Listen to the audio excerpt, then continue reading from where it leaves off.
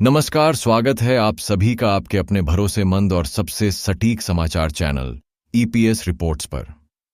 आज देश के करोड़ों कर्मचारी भविष्य निधि संगठन के ईपीएस 25 पेंशन भोगियों के लिए इस वक्त की सबसे बड़ और सबसे महत्वपूर्ण खबर निकलकर सामने आ चुकी है। यह एक ऐसी खबर है जिसका आप सभी को, हमारे देश के सम्मानित वरिष्ठ नागरिकों को दशकों से इंतजार था। आज के इस विशेष और विस्तृत वीडियो विश्लेषण में हम आपको हर उस पहलू से रूबरू करवाएंगे जो आपके जीवन और आपके भविष्य की आर्थिक सुरक्षा पर सीधा प्रभाव डालने वाला है। दोस्तों, अगर आप भी एक सेवानिवृत्त कर्मचारी हैं, एक सम्मानित पेंशनर्स हैं या ईपीएस 95 योजना के लाभार्थी हैं, तो आज का यह वीडियो आपके लिए है। आप सभी लोगों के लिए पेंशन बढ़ोतरी को लेकर सरकार ने एक बहुत बड़ी सैद्धांतिक मंजूरी देते हुए एक ऐतिहासिक घोषणा की है, जिसकी चर्चा आज पूरे देश में हो रही है। सोशल मीडिया पर एक खबर जंगल की आग की तरह वायरल हो रही है, जिसमें पेंशन भोगियों के लिए आशा की एक नई और मजबूत किरण दिखाई दे रही है। इसी घोषणा के अनुसार यह लगभग तय माना जा रहा है कि ईपीएस पेंशन भोगियों की पेंशन की राशि में एक अभूतपूर्व बदलाव किया जा सकता है। लेकिन बात सिर्फ पेंशन की राशि तक ही सीमित नहीं है। इसके साथ ही महंगाई भत्ता यानी डीए और सबसे महत्वपूर्ण मुफ्त चिकित्सा की सुविधा भी प्रदान की जाएगी, जिसमें पेंशन भोगी और उनके जीवन साथी यानी पति और पत्नी दोनों को शामिल किया जाएगा। इस फैसले में पुरानी पेंशन की राशि को लेकर जो वर्षों से संघर्ष चल रहा था, उस पर एक निर्णायक मौद्दाता दिख रहा है। दोस्तों, जैसा कि आप सभी जानते हैं, देश के करोड़ों कर्मचारी और ईपीएस पेंशनर्स एक बहुत लंबे समय से अपनी जायज मांगों को लेकर सैड इच्छकों पर आंदोलन कर रहे हैं। भारतीय मजदूर संघ जैसे बधे संगठनों के नेतृत्व में और अनगिनत ट्रेड यूनियनों के समर्थन से कर्मचारी लगातार ईपीएस पेंशन में एक सम्मानजनक वृद्धि की मांग कर रहे थे।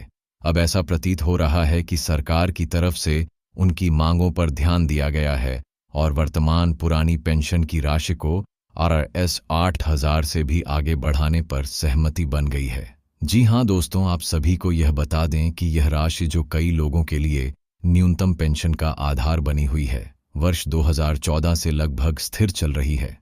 पिछले 8 से 9 सालों से जो भी कर्मचारी सेवानिवृत्त हुए हैं, उन्हें उसी पुरानी पेंशन दर पर गुजारा करना पड़ DDH रहा है। इस बीच महंगाई कहां से कहां पहुंच गई, लेकिन उनकी पेंशन जस की तस बनी रही। इसी अन्याय के खिलाफ RS 75 न्यूनतम पेंशन और उसके ऊपर महंगाई भत्ते की मांग को लेकर जो राष्ट्रव्यापी आंदोलन चल रहा है, उसको लेकर यहां पर एक बहुत ही बड़ और महत्वपूर्ण अपडेट जारी की गई है। इस आंदोलन के सबसे बड़े नायक सेवानिवृत्त कर्मचारियों और सेना के जवानों के हकों की आवाज बुलंद करने वाले कमांडर अशोक रावत की तरफ से एक राष्ट्रव्यापी आंदोलन की बड़ी घोषणा की गई थी। यह ऐतिहासिक आंदोलन देश की राजधानी दिल्ली के जंतर मंतर पर 4 से 5 अगस्त को आयोजित किया गया था। इस आंदोलन ने सरकार और पूरे देश का ध्यान इस गंभीर मुद्दे की ओर खींचा। लेकिन अब आप सभी को बता दें कि इस सफल आंदोलन के बाद ईपीएस पेंशन को लेकर स्वयं प्रधानमंत्री, माननीय राष्ट्रपति और देश की वित्त मंत्री श्रीमती निर्मला सीतारमण की तरफ से भी कर्मचारियों के पक्ष में बद्ध घोषणा के संकेत मिले हैं और पेंशन भोगियों को उनकी बढ़ी हुई पेंशन की राशि देने की बद्ध अनुमति दिए जाने की बात कही जा रही है। जी हां दोस्तों, अगर आप भी एक सेवानिवृत्त कर्मचारी हैं, तो आप इस वीडियो रिपोर्ट के माध्यम से यह समझ सकते हैं कि मोदी सरकार की तरफ से आखिरकार राज्य कर्मचारियों और केंद्रीय कर्मचारियों के संदर्भ में एक बड़ी चेतावनी भी दी गई है। उन्होंने स्पष्ट किया है कि जो भी वास्तविक पेंशनर्स हैं, उनकी सेवानिवृत्ति की राशि में सुधार किया जाएगा। पहले यह राशि 4,000 से लेकर RS 8,000 तक भी की गई थी, लेकिन अब जो 2014 से 8,000 की पुरानी पेंशन चल रही है, उसमें एक बड़ा और सकारात्मक बदलाव किया जाएगा।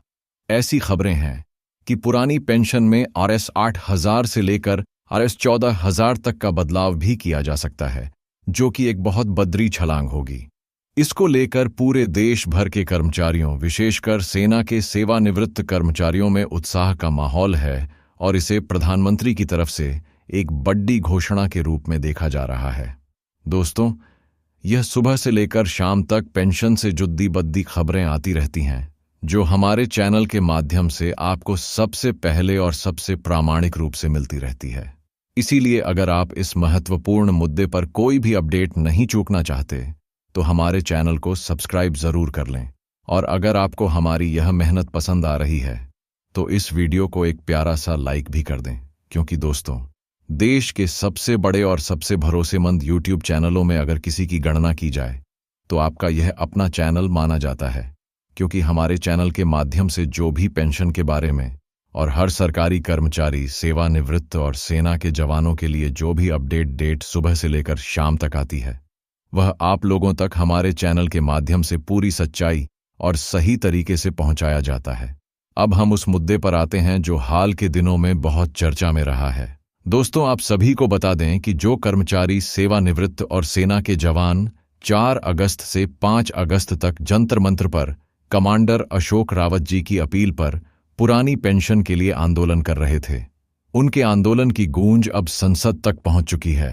लेकिन इसी बीच सरकार ने उन लोगों पर भी नकेल कसने का मन बनाया है जो झूठे आंदोलन चला रहे हैं और कर्मचारियों को गुमराह कर रहे हैं। सरकार ने यहां पर एक बड़ घोषणा नई दिल्ली आंदोलन के साथ की है, जिसमें यह स्पष्ट किया गया है कि पेंशन में बदलाव केवल वास्तविक और लंबे समय से संघर्ष कर रहे संगठनों की मांगों के आधार पर ही देखने को मिलेगा। प्रधानमंत्री को एक बड़ा पत्र देते हुए सरकार की तरफ से यह स्पष्ट किया गया है कि जो असली ईपीएस पेंशनर्स हैं, कर्मचारी हैं, सेवानिवृत्त हैं, उनकी पेंशन वाकई में बहुत कम है। आज भी स्थिति यह है कि उनकी पेंशन 7,000 से लेकर 8,000 से ज्यादा नहीं मिल रही है। देश में करोड़ों कर्मचारी ऐसे हैं, लाखों पेंशन भोगी ऐसे हैं जिन्हें मुश्किल से 8,000 भी पुरानी पेंशन के रूप में नहीं मिल पा रहे हैं। अब इन्हीं कर्मचारियों के लिए सरकार द्वारा एक बड़ी घोषणा की योजना चलाई गई है। इस योजना के तहत उन्हें महंगाई भत्ता यानी डीए के साथ ही साथ Rs 10,000 की न्यूनतम पुरानी पेंशन मिलेगी। यह हर कर्मचारी के लिए एक बहुत बड़ी और जीवन बदलने वाली घोषणा जारी की गई है। तो दोस्तों, अगर आप भी एक सेवानिवृत्त कर्मचारी हैं तो आप लोगों के लिए पूरे देश भर में पेंशन को लेकर यह एक बहुत ही बड़ी और सकारात्मक अपडेट जारी की गई है। आप लोग इसका फायदा भी ले सकते हैं। बाकी दोस्तों, अगर आप हमारे चैनल पर नए जुड़े हैं, चाहे आप पेंशनर्स हो, कर्मचारी हो, सेना के जवान हो या सेवानिवृत्त हो, तो आप हमारे चैनल के माध्यम से जरूर जुड़ जाएं। चैनल को सब्सक्राइब कर लें। आपको हमारे चैनल के माध्यम से हर अपडेट, हर जानकारी सुबह से लेकर शाम तक पूरी प्रामाणिकता के साथ दी जाएगी। आइए अब इस पूरे घटनाक्रम का एक गहरा और विस्तृत विश्लेषण करते हैं। जो 4 और 5 अगस्त को जंतर मंत्र पर हुआ, वह केवल एक धरना प्रदर्शन नहीं था, वह दशकों से दबी हुई पीठ, अन्याय और उपेक्षा का एक संगठित प्रस्फोटन था। देश के कोने कोने से, उत्तर से लेकर दक्षिण तक, पूर्व से लेकर पश्चिम तक, उम्र के उस पड़िहाव पर खड्डी ढे हजारों वरिष्ठ नागरिक, जहां उन्हें आराम करना चाहिए था, वे अपने हैक्यू की लड्डी डिहाई के लिए देश की राजधानी में एकत्रित हुए। उनकी आंखों में थकान थी, लेकिन उनके इरादों में फौलाद जैसी मजबूती थी। कमांडर अशोक रावत के नेतृत्व में यह आंदोलन पूरी तरह से अनुशासित और शांतिपूर्ण था, और यही इसकी सबसे बड़ी ताकत थी। इस आंदोलन का मुख्य उद्देश्य सरकार को यह याद दिलाना था कि उन्होंने जो वादा किया था उसे पूरा करने का समय आ गया है। न्यूनतम पेंशन, जो आज के समय में एक मजाक बनकर रह गई है, उसे बढ़ाकर एक सम्मानजनक स्तर पर लाना अब केवल एक मांग नहीं बल्कि एक आवश्यकता बन गई है। जब 1 लीटर दूध की कीमत 800 के करीब हो और गैस सिलेंडर 8,000 से ऊपर का हो, तो ऐसे में 2, 3 या 5,000 की पेंशन में कोई व्यक्ति अपना और अपने जीवन साथी का गुजारा कैसे कर सकता है? यह एक ऐसा सवाल था जो जंतर मंत्र की हवाओं में गूंज रहा था और जिसे अब और नजरअंदाज नहीं किया जा सकता था। इस आंदोलन का प्रभाव यह हुआ कि सरकार के उच्चतम स्तर पर हलचल हुई। प्रधानमंत्री कार्यालय, वित्त मंत्रालय और श्रम मंत्रालय, सभी ने इस मामले की गंभीरता को समझा। जो खबरें निकलकर आ रही हैं वे इसी दबाव का परिणाम है। सरकार अब इस मुद्दे को लेकर एक बहुआयामी दृष्टिकोण अपना रही है। पहला आयाम है पेंशन की राशि में बढ़ोतरी का। यहां पर कई तरह के प्रस्ताव विचाराधीन है, जिससे कुछ भ्रम की स्थिति भी बनी हुई है, लेकिन हम आपके लिए इसे स्पष्ट करते हैं। सबसे प्रमुख प्रस्ताव जो चर्चा में है वह है न्यूनतम पेंशन को Rs 7,500 करना और उसके साथ महंगाई भत्ते को जोड़ देना।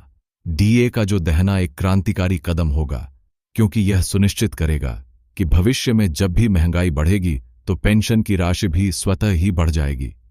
दूसरा प्रस्ताव जो कुछ और ज्यादा आशावादी है वह है न्यूनतम पेंशन को सीधे Rs धन तक ले जाना।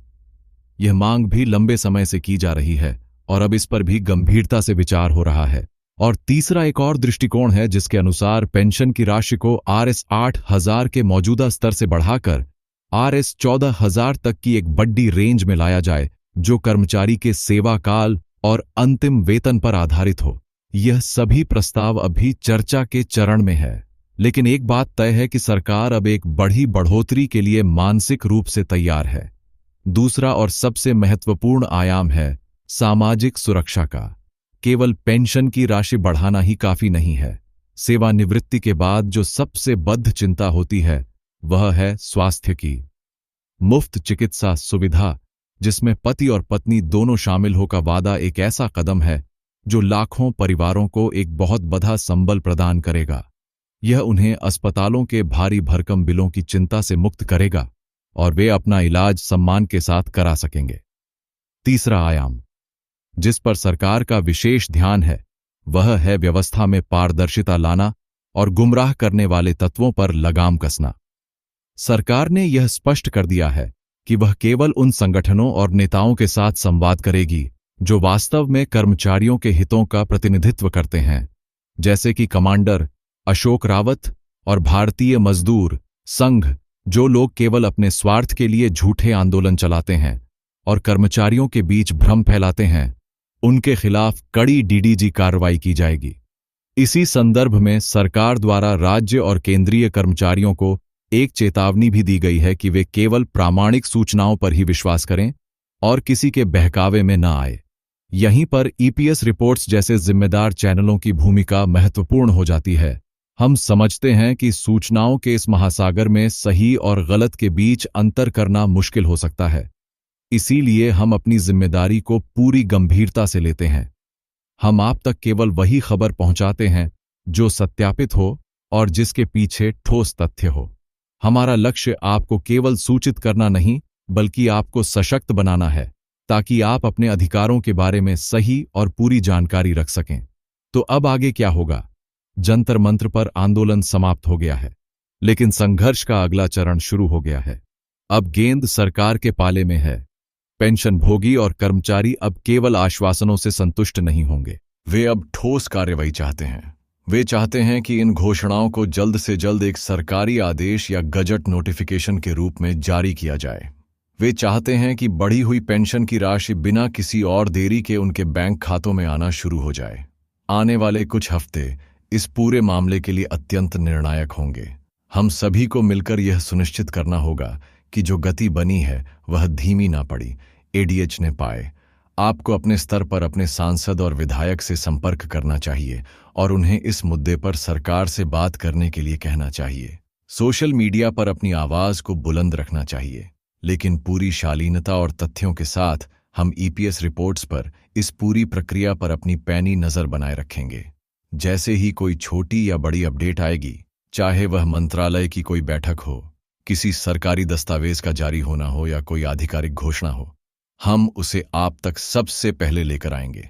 अंत में हम बस इतना कहना चाहते हैं कि यह जीत आप सभी के दशकों के संघर्ष, आपकी एकता और आपके धैर्य का परिणाम है। आपने जो लड़ाई लड़ी है वह आने वाली पीढ़ियों के लिए एक मिसाल बनेगी।